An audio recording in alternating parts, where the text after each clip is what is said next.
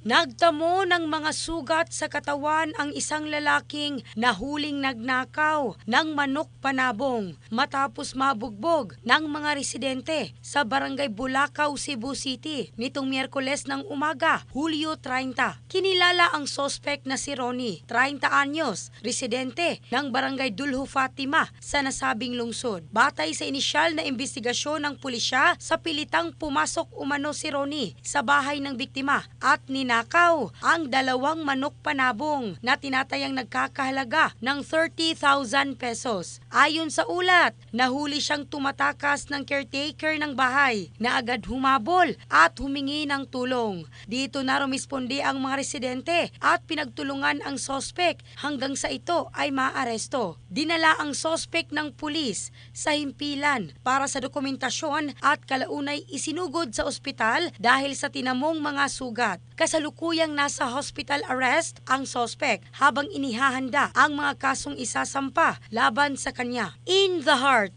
of changing lives. Ako, si Michelle Craste ng Brigada News Philippines, the Music and News Authority.